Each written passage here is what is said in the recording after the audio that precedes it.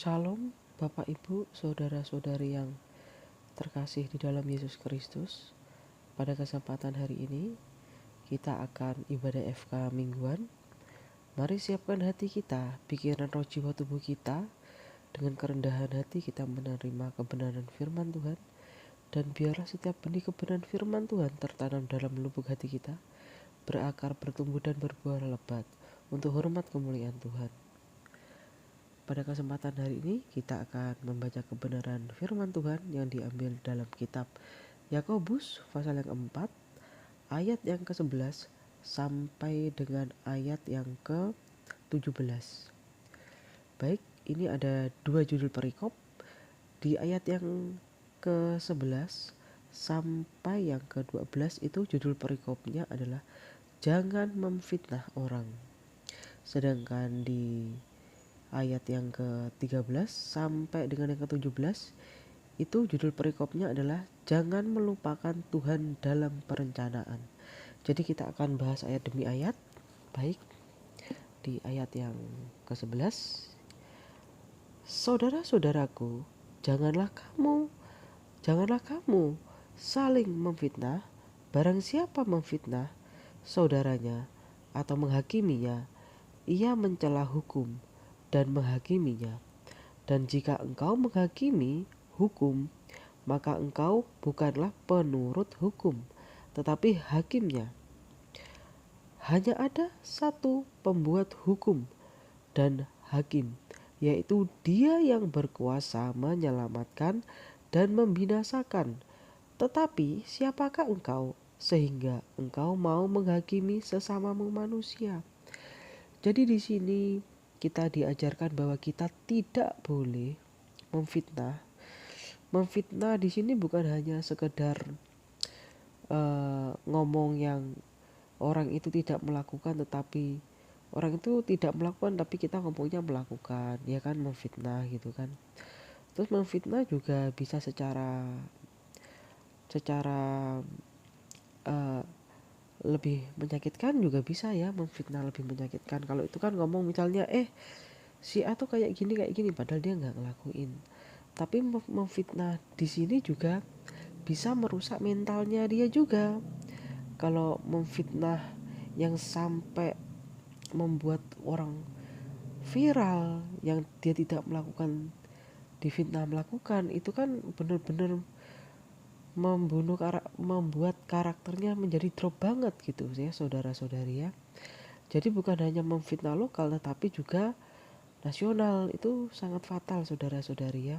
Jadi lebih baik kalau kita itu menjadi karakter Kristus. Kita ngomong yang sesuai firman, tidak sesuai firman kita nggak usah ngomong. Jadi di sini dikatakan kalau kita memfitnah saudara kita atau menghakiminya, jadi memfitnah itu udah ibaratnya seperti menghakiminya juga gitu kan. Orangnya nggak ngelakuin itu dari vonis seperti itu kan. Jadi itu nggak baik. Jadi di sini benar-benar dikatakan bahwa kita itu manusia harus mempunyai hukum kasih, saling mengasihi. Dan di ayat yang ke-12 dikatakan hanya ada satu pembuat hukum dan hakim, yaitu Dia. D-nya di sini besar, artinya Tuhan ya, yang berkuasa menyelamatkan dan membinasakan. Jadi hanya Tuhan yang berhak menjatuhkan hukuman kepada orang yang bersalah seperti itu. Jika orang bersalah tidak bertobat ya, dan jika orang bersalahnya bertobat pun ada harga yang harus dibayar. Baik, tetapi siapakah engkau sehingga engkau mau menghakimi sesamamu manusia? Kita itu bukan siapa-siapa, kita itu hanya manusia. Manusia yang ditebus dosanya oleh Tuhan Yesus. Jadi kita tidak boleh meninggikan diri, congkak, tidak boleh menyombongkan diri atau songong ya. Jadi kita di sini Tuhan pengen kita itu mempunyai kerendahan hati, melakukan kebenaran firman Tuhan, takut kepada kebenaran firman Tuhan, tunduk kepada kebenaran firman Tuhan, perintah Tuhan, menjauhi larangannya, melakukan kehendaknya. Nah baik, kita ke ayat selanjutnya dan judul perikopnya sudah berubah ya.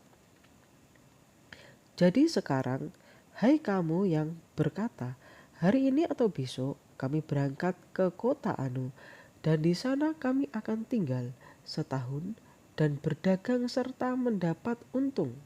Jadi ini ada seseorang itu dia berambisi untuk merantau dan dia itu biar bisa dapat untung gitu kan ya. Dia mau berdagang biar dia dapat untung. Jadi dia mau pergi ke suatu daerah merantau ibaratnya seperti itu untuk mendapat untung dia berdagang.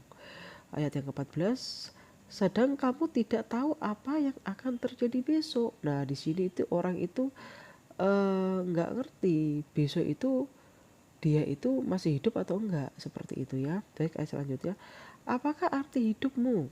Nah, ini dikasih pertanyaan, apa sih arti hidupmu? Hidupmu itu sama seperti uap yang sebentar saja kelihatan lalu lenyap. Nah di sini yang dimaksudkan di ayat ini adalah hidup kita itu sementara, saudara-saudari. Uap seperti asap ya, uap seperti asap.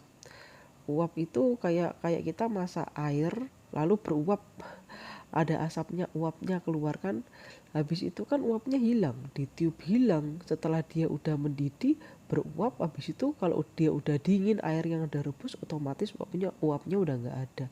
Jadi hidup kita itu sementara di sini, di ayat ini dikatakan ya. Baik, ayat selanjutnya, ayat yang ke-15, sebenarnya kamu harus berkata. Jadi kita itu harus berkata seperti ini. Apa yang kita rencanakan, kita harus berkata seperti ini ya. Jika Tuhan menghendakinya, ingat ya, jika Tuhan mengizinkannya, kami akan hidup dan berbuat ini dan itu. Jadi setiap perkataan yang kita buat, rencana yang kita buat, kita bawa dalam doa, minta tuntunan Tuhan, agar Tuhan menyertai. Jika Tuhan izinkan akan terjadi, jika Tuhan tidak izinkan pasti Tuhan akan gagalkan. Karena semua rencana yang kita buat itu kan baik menurut pandangan kita, tapi kan kita nggak ngerti ke depannya, berapa tahun ke depan bagaimana, itu kan Tuhan yang ngerti. Jadi biarlah semua rencana kita taruh ke dalam tangan Tuhan. Apapun keputusan Tuhan itu yang terbaik bagi kita, karena Tuhan adalah Bapa kita. Baik, ayat yang selanjutnya, ayat yang ke-16, tetapi sekarang kamu memegangkan diri dalam congkakmu. Di sini dikatakan bahwa ada orang yang disebutkan di sini adalah dia itu memegangkan diri dalam congkaknya. Congkaknya itu kesombongan, ya, keangkuhan. Dan semua kemegahan yang demikian adalah salah. Jadi kita tidak boleh merasa sombong, merasa angkuh gitu kan ya. Itu nggak boleh ya. Bermegah atas pencapaian diri sendiri itu tidak bisa. Tuhan Yesus tidak mengajarkan kita untuk puas dengan pencapaian yang kekuatan kita sendiri. Tuhan Yesus selalu menekan kita selalu rendah hati. Kita bersyukur apapun yang terjadi, dalam susah senang, penderitaan ataupun tidak penderitaan, selalu bersyukur rendah hati. Itu yang Tuhan suka ya. Baik, ayat selanjutnya, ayat ke-17, ayat terakhir di pasal yang keempat ini ya, ayat 17 ya. Jadi jika seorang tahu bagaimana ia harus berbuat baik, ya di sini dikatakan jika orang tahu bagaimana berbuat baik, jika orang tahu bagaimana berbuat kasih, tetapi ia tidak melakukannya, diingat ya, dia tidak melakukannya dengan sengaja, tidak melakukannya dengan sengaja, ia berdosa. Nah, jadi di sini dikatakan jika kita tahu berbuat baik, tahu menolong orang, tapi kita tidak melakukannya, itu namanya berdosa. Ini Alkitab sendiri yang mengatakan ya, firman Tuhan sendiri yang mengatakannya. Jadi di sini saya mau menekankan saudara-saudari, biarlah kita selalu merenungkan kebenaran firman itu bukan hanya di satu titik, tapi di seluruh isi kebenaran firman Tuhan. Dan kita merangkumnya di dalam hukum kasih. Kenapa saya selalu menekankan kita harus melakukan hukum kasih? Karena di hukum kasih itu ada semua, itu buah-buah roh, kebaikan, kemurahan, ya kan? Jadi kita harus melakukan hukum kasih agar kita menyenangkan hati Tuhan. Jadi perintah Tuhan itu bukan menyenangkan keinginan kita, tetapi keinginan Tuhan. Karena itu kita tercipta, oleh sebab itu kita harus melakukan kehendak Bapa di surga. Jadi saudara-saudari, biarlah kebenaran firman ini dapat kita pahami, kita renungkan, dan kita lakukan. Baik saudara-saudari, terima kasih atas kesempatan pada hari ini yang sudah setia untuk selalu mendengarkan, menonton konten ini. Biarlah berkat Tuhan untuk kita, agar kita memiliki hati yang takut akan Tuhan dan hati yang murni, yang sungguh-sungguh mencari kebenaran firman Tuhan. Baiklah, saudara-saudari, kiranya kebenaran firman Tuhan yang saya sampaikan bisa dimengerti dan dipahami. Dan kita akan berdoa ya saudara-saudari ya. Baik. Bapa di dalam kerajaan surga, kami ucapkan puji syukur dan terima kasih atas penyertaan-Mu sepanjang hari ini. Tuhan, terima kasih bagi kami yang mendengarkan kebenaran firman Tuhan di kitab 1 Yakobus. Tuhan Yesus, biarlah benih kebenaran firman-Mu tertanam di dalam lubuk hati kami dan kami lakukan, berakar, bertumbuh dan berbuah lebat.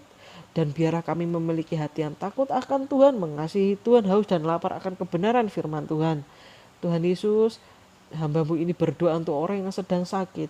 Biarlah Tuhan menjamah agar dikuatkan imannya. Biarlah imannya semakin bertumbuh dalam situasi yang sulit, dalam situasi yang sakit pun imannya tetap bisa bertumbuh. Dan biarlah Tuhan Yesus suatu hari bisa menyembuhkannya untuk hormat kemuliaan-Mu, untuk kesaksian hormat kemuliaan Tuhan Yesus. Dan juga untuk orang yang sedang mencari pekerjaan, Tuhan Yesus berikanlah solusi untuk mendapatkan pekerjaan Tuhan Yesus.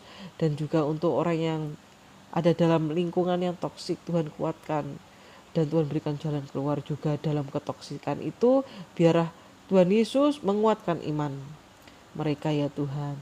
Dan juga untuk orang yang sedang hidup dalam keterpurukan, jatuh bangun dalam dosa, dalam keraguan akan kebenaran firman Tuhan, biarlah Tuhan jamah, Tuhan teguhkan iman mereka. Biarlah mereka kembali kepada jalan kebenaran firman Tuhan yang sesungguhnya. Terima kasih Tuhan Yesus, terima kasih Roh Kudus. Dan saudara-saudari, kita akan menerima doa berkat.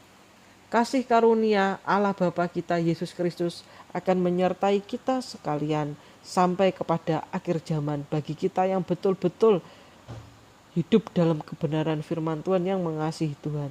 Terima kasih Tuhan Yesus. Di dalam nama Tuhan Yesus Kristus kami berdoa dan mengucap syukur. Haleluya, puji Tuhan. Amin. Terima kasih saudara-saudari yang sudah mengikuti konten saya. Tuhan Yesus memberkati. Sampai jumpa di ibadah selanjutnya.